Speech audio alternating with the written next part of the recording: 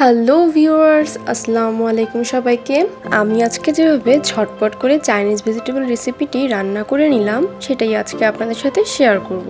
তো Chinese vegetable রান্না করতে আমাদের যেসব ইনগ্রেডিয়েন্টসগুলো লাগবে সেগুলি আপনাদেরকে ফার্স্টে দেখিয়ে দিচ্ছি। নিয়েছি একটি কাঁচা পেঁপে। কাঁচা পেঁপেটাকে আমি এভাবে করে পাতলা করে ছোট ছোট করে কেটে নিয়েছি। তারপরে নিয়েছি কিছু মাশরুম। আপনারা চাইলে এটা স্কিপ করে অন্য কোনো সবজি অ্যাড করতে পারেন, যেমন গাজর, পাতাকপি, ফুলকপি, সিম ইত্যাদি। আমার বাসায় বর্তমানে এই সবজিগুলো না থাকার কারণে আমি আজকে দুইটা সবজি দিয়েই তৈরি করব।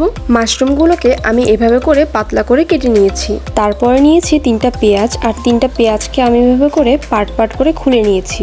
3টা কাঁচা ঝাল নিয়েছি 2 ফালি করে কেটে নিয়েছি। রসুন কুচি, আমি এখানে মুরগির ব্রেস্ট পিসকে ছোট ছোট করে কেটে নিয়েছি, এখানে কোনো হাড্ডি অ্যাড করিনি। তারপর আমি এখানে পেঁপে আর মাশরুমগুলোকে সেদ্ধ করে নিয়েছি 20 মিনিটের মতো। দেন একটি কড়াইতে আমি পরিমাণ মতো তেল নিয়ে নিলাম। তেলটা গরম হয়ে গেলে আমি এর মধ্যে দিয়ে দেবো রসুন কুচিগুলো। তারপর রসুন কুচিটা কিছুটা ভেজে আমি এর মধ্যে অ্যাড করব মুরগির গোশগুলো। মুরগির গোশগুলো কিছুটা ভাজা হয়ে গেলে আমি এর মধ্যে অ্যাড করব গোলমরিচের গুঁড়ো, দিব পরিমাণ মতো লবণ, তারপরে দিব আদা বাটা,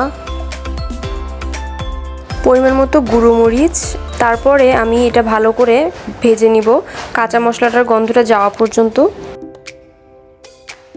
3 থেকে 4 মিনিট পর আমি অ্যাড করব ফালি করে রাখা কাঁচা ঝালগুলো, আর অ্যাড করব পেঁয়াজগুলো। পেঁয়াজ আর কাঁচা ঝালগুলো কিছুটা ভাজা হওয়া পর্যন্ত আমি এগুলো নেড়ে নিব। তারপরে অ্যাড করব সিদ্ধ করে রাখা পেঁপে আর মাশরুমগুলোকে। তারপর এখানে কিছুটা পানি অ্যাড করে ভালো করে নেড়ে নিব। আমি এখানে আবারও কিছুটা লবণ অ্যাড করে নিচ্ছি। তারপরে একটা বাটিতে কিছুটা পানি নিয়ে আমি এখানে 2.5 চামচের মতো কর্নফ্লাওয়ার মিক্স করে নিব।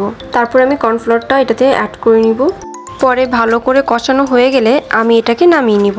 তো তৈরি হয়ে গেল আমাদের মজাদার ঝটপট চাইনিজ ভেজিটেবল। তো আমার ভিডিওটি যদি আপনাদের ভালো লাগে থাকে তাহলে লাইক, শেয়ার অ্যান্ড কমেন্ট করবেন, অ্যান্ড আমার চ্যানেলটিকে সাবস্ক্রাইব করবেন। সবাই ভালো থাকবেন। আল্লাহ হাফেজ।